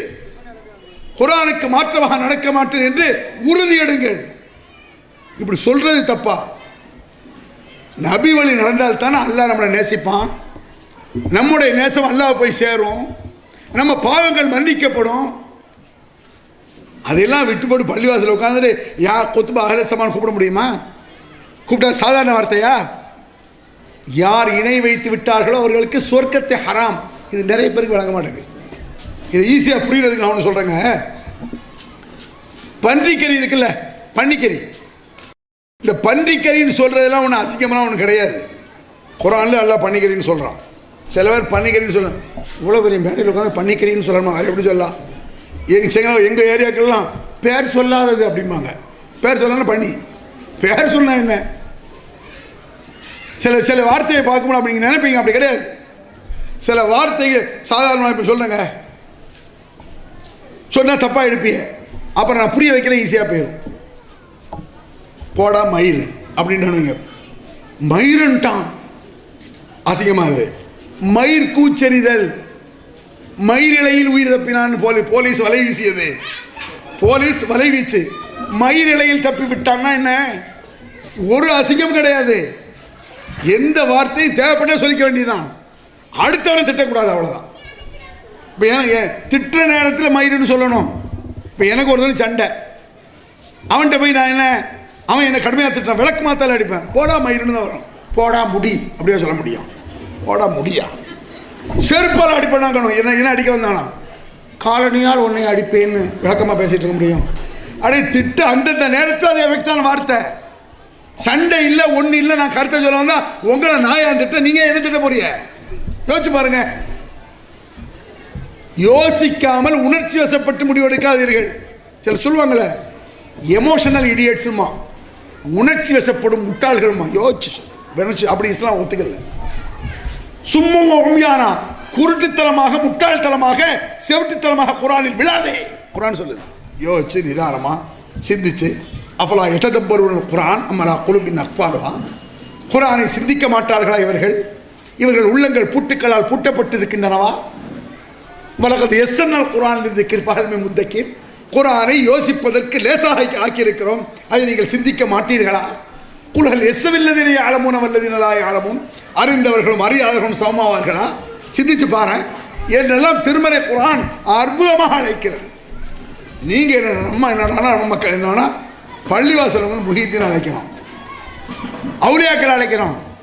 அதுதான் எல்லாம் என்ன சொல்கிறான், இதை மாதிரி அழைப்பது தான். ரசூலுல்லாஹ் மௌத்தாகவில்லை என்று சொல்வதே இணை வைத்தல் என்றால், பச்சையாக கூப்பிடுவது, என்னை காப்பாற்றுங்கோ, என் கஷ்டத்தை போக்குங்க என்று சொல்வது பயங்கரமான குற்றம். அல்லாஹ் சொல்றான், வமன் யுஷ்ரிக் பில்லாஹி ஃபகத் ஹர்ரமல்லாஹு அலைஹில் ஜன்னah. இந்த இணை வைத்தல் ஷிர்க் போன்ற குற்றத்தை யார் செய்கிறார்களோ அவர்களுக்கு அல்லாஹ் சொர்க்கத்தை ஹராமாக்கி விட்டான். இந்த இடத்துல ஒரு முக்கியமான விஷயம் நான் சொன்னேன்ல, பன்றிக்கறி இருக்கு. குர்ஆன்ல அல்லாஹ் சொல்றான், இன்னமா ஹர்ரம அலைக்குமுல் மைத்தத வத்தம வலஹமல் ஹின்ஸீர். தானாக செத்தது, இரத்தம், பன்னிக்கறி ஹராமாக்கப்பட்டிருக்கிறது இந்த குர்ஆன்ல அல்லாஹ் இப்படி சொல்றான். பன்றி இறைச்சி ஹராம், பன்றி இறைச்சி ஹராம். ஆனால் பன்னிக்கறி சாப்பிட்டா சொர்க்கம் ஹராம் இல்லை. ஞாபகம் வச்சுக்கிறேங்க. விளங்குதா நான் சொல்றது? சாராயம் குடிக்கிறான் வருது, ஹராம் தான் அது. சொர்க்கம் ஹராமா? அந்த சாராயம் குடிப்பதற்காக விதி உண்டு, அல்லாஹ் மன்னிச்சிட்டா அதுவும் இல்லை. அதுக்காக பரவாயில்ல, எல்லாம் பரவாயில்ல நினைச்சாதே. மன்னிக்காட்டா தொலைஞ்சோம், மன்னிக்காவிட்டால் 50-50 தானங்க. மன்னிக்கவும் செய்யலாம், மன்னிக்காமலும் இருக்கலாம். இந்த 50-50 இருக்கும்போது செஞ்சிடக்கூடாது. ஏன்? இப்போ நான் சொல்கிறேன், இங்கே ஒரு கரண்ட் கம்பி அறுந்து கிடக்கு, கரண்ட் வந்தாலும் வரும், இல்லாமலும் இருக்கும். தொட்டு பார்ப்பீங்களா? அட 50 தொடு வந்தால் இந்த பயம் இருக்குல்ல, பயப்படும். நல்லா மன்னிக்காட்டி மன்னிச்சிடும், ஓகே. மன்னிக்காட்டி என்ன ஆகுறது? ஏன்னா இந்த நரகங்கிறது ஒரு 5 நிமிஷம் போட்டு எடுக்கிறதா? அல்லாஹ் குர்ஆன்ல சொல்றானே, குல்லமா நலிஜ ஜுலூதுஹும் பத்தல்னாஹும் ஜுலூதன் கைர ஹாலியது கலதாப். நரகத்தில் அவர்கள் வீழ்ந்து நரகத்தின் அந்த நரக வேதனை அவர்களுடைய தோலை கரித்து கலட்டி எடுத்து விடும், கரிந்து விடும் தோல். பிறகு புது தோல் மாட்டப்படும். பத்தல் நாம் ஜுலூதன கைரா, அடுத்தடுத்து தோலை மாட்டு செத்து தொலைஞ்சாலும் பரவாயில்லையே. இந்த உலகத்தில் தீல விழுந்து 5 நிமிஷம் செத்து போயிடுவான், முடிஞ்சு. அங்கே அப்படி இல்லையே, தொடருமே. எத்தனை ஆண்டுகள், எத்தனை கோடி ஆடுகின்றது.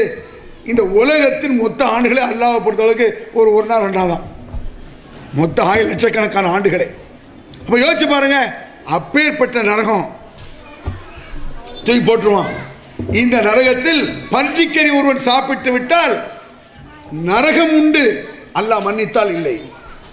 ஆனால் நரக தண்டனை முடிந்த பிறகு சொர்க்கம் ஹராம் அல்ல, அவனுக்கு திருப்பி சொர்க்கம் கிடைக்கும் வாய்ப்பு இருக்கு. பன்னிக்கறி சாப்பிட்டால் நரகம் ஹராம் இல்லை, அதுதான் ஹராம். அது நரகத்தை ஹராமாக்காது. ஆனால் இணை வைத்தல் நரகத்தை ஹராமாக்கும். எவ்வளவு பயங்கரம் பார்த்துக்கங்க. நரகமே உனக்கு ஹராம் தான்லாம், சொர்க்கத்தை ஹராம் தான்லாம். உமை இஷ்ரிக் பில்லாஹி ஃபகத் ஹர்ரமல்லாஹு அலைஹில் ஜன்னா, யார் இணை வைக்கிறார்கள் அவர்களுக்கு சொர்க்கம் ஹராம். அப்போ நரகம் தான் கடமை. அது ஹராம்னா இதெல்லாம் தூக்கி போடுவான். அப்பேற்பட்ட கடுமையான பாவம் என்பதை சர்வசாதாரணமாக சொல்லிட்டு இருக்கிறோம். முஹித்தீனே யா முஹித்தீன் சாதாரணமாக கூப்பிட்றாங்களே. மேலப்பாளையம், திருநெல்வேலி மாவட்டம், எங்கள் ஊர் பக்கத்தில், டிசம்பர் 6 ஃபர்ஸ்ட் முதல்ல பாபர் மசூதி இடிக்கப்பட்ட காலம், இடிக்கப்பட்ட நாள். பல இடங்களில் முஸ்லீம்கள் கைது செய்யப்பட்டார்கள். மேலப்பாளையத்தில் கைது செய்யப்பட்டாங்க. அப்போ நான் அங்கே தான் இருக்கோம். எல்லாத்தையும் தூக்கிட்டு வந்தாங்க போலீஸில், காவல்துறையில் ட்ராவல் போகிறாங்க. ஒவ்வொரு ஆளையே ஏற்றுறாரு இன்ஸ்பெக்டர். ஒரு ஆள் எங்களோட ஏறுறாரு, ஒரு வயசாளி. அவருக்கு அப்போ 65, நம்ம சின்ன பையனாக இருந்தனால ஒரு 30-35 வயசு, அவருக்கு 65-70 வயசு இருக்கும். எங்கள் கூட ஏறுறாரு. எதில்? வேனில், போலீஸ் வேனில் ஏறுறாரு. எங்களுக்கு சந்தோஷமாக இருந்துச்சு. பாருங்கள், 65-70 வயசு எப்படி பள்ளிவாசலுக்காக பரவாயில்லன்னு உள்ள ஏறுறாருன்னு நினச்சா, ஏறும்பொழுது என்ன செய்யறாரு தெரியுமா? யா முஹித்தீன் இதை கேட்க மாட்டீங்களா அப்படின்ட்டு ஏறுறாரு. இன்ஸ்பெக்டர் யோமல முஹித்தீன் அவனையும் கூப்பிடல அப்படின்னாரு. இதில் சந்தோஷப்படுறதா கவலைப்படுறதா? அடே அல்லாஹ்வுடைய பள்ளிக்காக ஏறுற, அங்கே ஏறும்பொழுது யா முஹித்தீன் முடியா? எவ்வளோ கொடுமை இது! நபிகள் பெருமானாரே யா முஹம்மத் என்று கூப்பிட முடியாது. முகம்மது அல்லாஹ்வுடைய தூதர் சொல்லலாமே ஒழிய யா முகம்மதே எங்களை காப்பாற்றுங்கன்னு எந்த மூலையில், எந்த ஓரத்தில், எந்த நாளாவது சஹாபாக்கள் சொன்னதை காட்டிருங்க. ரசூல் அனுமதிச்சதை காட்டுங்க. பள்ளிவாசல்ல யாரை சொல்லலான்னு கூப்பிட்டுருப்பாங்க, அது உயிரோடு இருக்கும் பொழுது. ரசூலா உயிரோடு இருக்காங்க, பள்ளி யாரை சொல்லலாம் அப்படின்னு கூப்பிடலாம். அதை வச்சுட்டு கூப்பிட்டாங்களா இல்லையா கூடாது. இப்போ நானே இருக்கேன் பள்ளிவாசலுக்குள்ளே, நீங்கள் என்ன பார்க்குறிய? எங்கள் அப்துல் ரஹ்மான் இங்கே வாங்க அப்படிம்பீங்க. என்னங்க அப்படிங்கலாம். நான் மௌத்தாய் செத்து சுண்ணா போய் கபல் தூக்கி போட்டாச்சு, அப்துல் ரஹ்மான் அப்படிங்களா? மௌத்து தூக்கி போட்டாச்சு, உள்ள கபரில் போட்டாச்சு.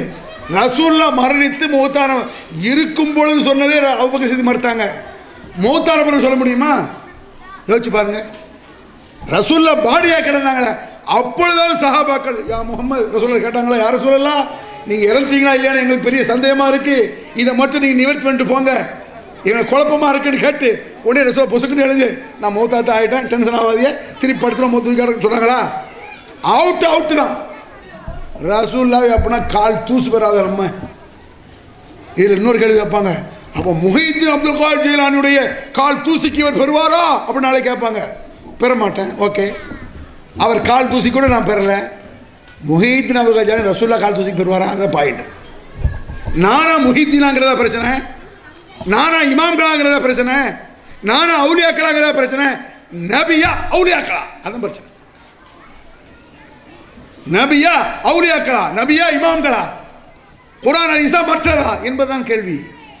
இதை விளங்க மாட்டேங்கிறாங்க. அன்பிற்கு பேசுபவர்களே, குல் இன் குன்தும் துஹிப்பூனல்லாஹ ஃபத்தபிஊனி யுஹிப்புக்குமுல்லாஹ் வ யக்ஃபிர் லக்கும் துனூபக்கும் வல்லாஹு கஃபூருர் ரஹீம். அல்லாஹ் சொல்றானா இல்லையா?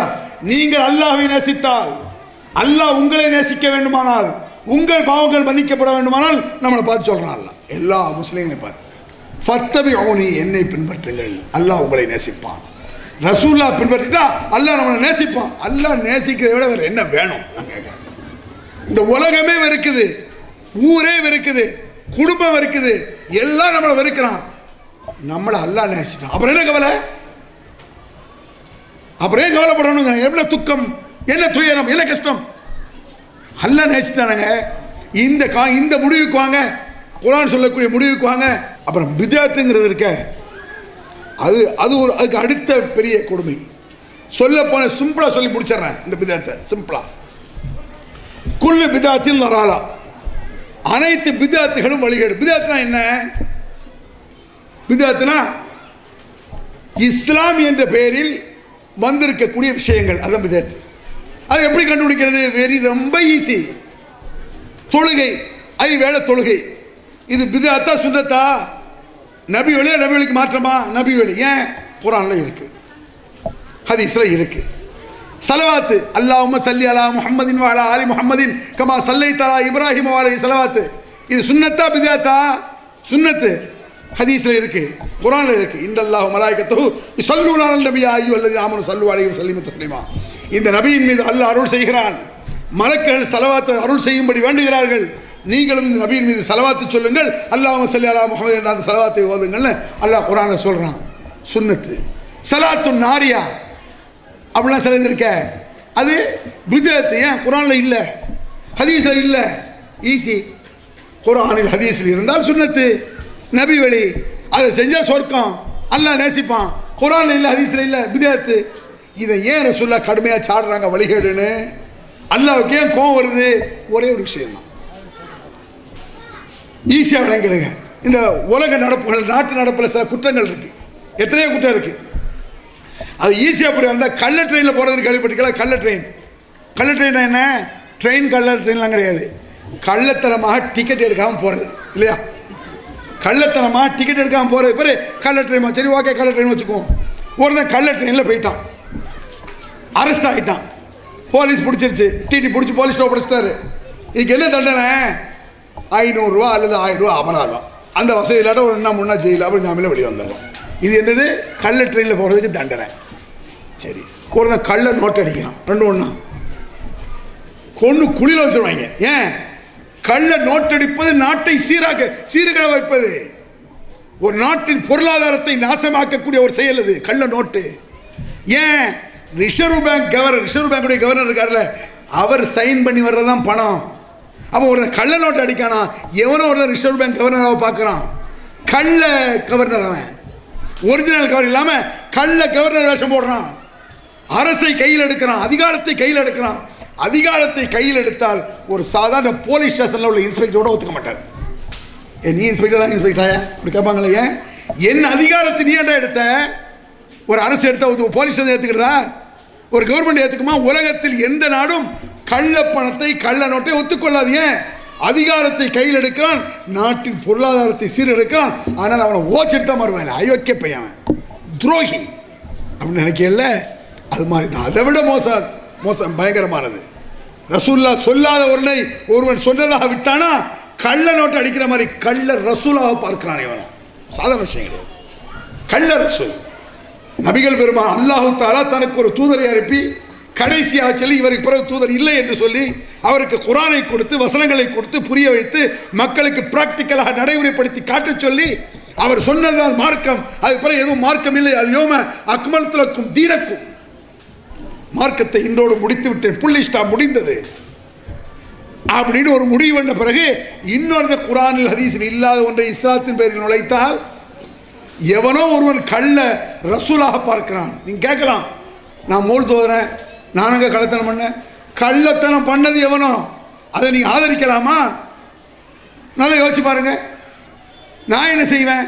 நீ போலீஸில் அப்படி சொல்லுவீங்களா? கள்ள நோட்டை செலவழிச்சிட்டு இருக்கிய போலீஸ், சார் நான் என்ன சார் செய்வேன்? நான் அடிக்கலை சார். நீ அடிக்கல, இல்லை ஏன்டா பயன்பட உள்ள வாடா, உன்ட வேண்டா தந்தான் கேட்குறேன், பயப்படல. கள்ள நோட்டை அடிப்பது பெருங்குற்றம், அதை பயன்படுத்துவது அதுக்கு அடுத்த குற்றம், சாதாரண குற்றம் கிடையாது. அதனால இஸ்லாத்தில் இல்லாத ஒன்றை சொல்லி கள்ளத்தனமாக எவனோ ரசூலாகி விட்டால் அதை ஃபாலோ பண்ணுவது கள்ளத்தனத்தை ஆதரிக்கும் குற்றம், சாதாரண விஷயம். அது நல்லதை செய்யாவிட்டாலும் பரவாயில்லை, ஞாபகம் வச்சுக்கிறீங்க. நபி வழியில் ஒன்றை விட்டாலும் பரவாயில்லை. ஒரு நல்லதை செய்யாமல் இருந்துட்டிய, ஒரு நபி வழியை விட்டுட்டிய, ஆனால் கள்ள நபி சொல்லை கேட்கும், கள்ள ரசூல் சொல்ல கேட்கக்கூடாது. தவறானது, பயங்கரமான மோசமானது. ஒரு சுன்னத்தை விட்டுட்டிய, அது பெரும்பாவம்னு சொல்ல முடியாது, திருப்பி செஞ்சிடலாம். கள்ள ரசூலுக்கு இடமில்லை இஸ்லாத்தில். அல்லாஹ் என்று சொன்னான், அல்லாஹ்வுடைய தூதர் என்ன சொன்னார் என்பதை கவனத்தில் வைத்துக் கொண்டாலே நம்முடைய அதிகமான வழிகேடுகள் ஒரு போயிடும். எல்லா வழிகேடும் போயிடும். அல்லாஹ் சொன்னது ஓகே, அல்லாஹ் தூதர் சொன்னது ஓகே, மற்றது நல்லது இருக்கும் கெட்டது இருக்கும். குர்ஆனுக்கும் ஹதீஸுக்கும் முரண்படாவிட்டால் ஒத்துக்கொள்வோம், முரண்படாத குப்பையில் ஓடும். இதாக இருந்தால் என்ன?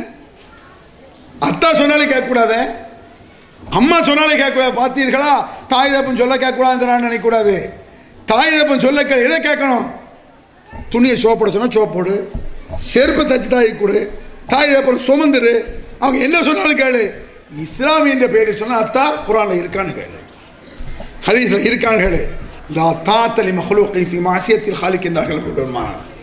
அல்லாஹ்வுக்கு மாறு செய்யும் விஷயத்தில் யாருக்கும் கட்டுப்பாடு என்பது கிடையாது. அல்லாஹ்வுக்கு மாறு செய்யாமல் இருந்தால் கட்டுப்பாடு. அத்தா சொன்னா கேளு, அம்மா சொன்னா கேளு, அஜர் சொன்னா கேளு, அண்ணன் தம்பி சொன்னா கேளு, யார் சொன்னாலும் கேளு. அல்லாஹ்வுக்கு மாறு சொன்னால் பெத்த தகப்பன் சொன்னாலும் கேட்காது, பெத்த தாய் சொன்னாலும் கேட்காது, புள்ள சொன்னாலும் கேட்காத. பெத்த தாய் சொல்ல கேட்கலான்னா அப்புறம் என்ன அவுலியாக்களாவது இமாம்களாவது. அல்லாஹ் தஆலா முஹீதீன் சொல்ல கேட்டியான்னு கேட்க வரான், கேட்கவே மாட்டான். அவன் கொஸ்டின். நபி சொல்லை கேட்டாயா? கேட்டான். அதுக்கு மாற்றம் இல்லாதவன் பெற்றோர் சொல்லை கேட்டாயான்னு கேட்பான் என்பதை கவனத்தில் கொண்டு அடிப்படை விஷயம் திருமறை குர்ஆன் சொன்னால் நான் செய்வேன், ஹதீஸில் என்ன செய்வேன், என்னால் முடிஞ்ச அளவுக்கு அமல் செய்வேன். அதில் இல்லை என்றால் அது இஸ்லாம் இல்லை, அமல் இல்லை, வணக்கம் இல்லை, மாறாக கள்ளத்தனமாக செயல்பட்டதை நான் வெறுக்கிறேன். முஸ்லீம்கள் அதை ஒதுக்கிவிட்டாலே முழுக்க முழுக்க நல்வழி நேர்வழி நமக்கு கிடைத்து விட்டது. அப்படிப்பட்ட நேர்வழி கிடைத்து விட்டால் அல்லாஹ்வுடைய நேசம் கிடைத்து விட்டது. அல்லாஹ்வுடைய நேசம் கிடைத்து விட்டால் இம்மையிலும் நிம்மதி, மறுமையிலும் சோனம். அது போன்ற பாக்கியத்தை நம் அனைவருக்கும் அல்லாஹ் தந்தருள்வானாக என்று சொல்லி முடித்துக் கொள்கிறேன். அல்ஹம்துலில்லாஹி ரப்பில் ஆலமீன்.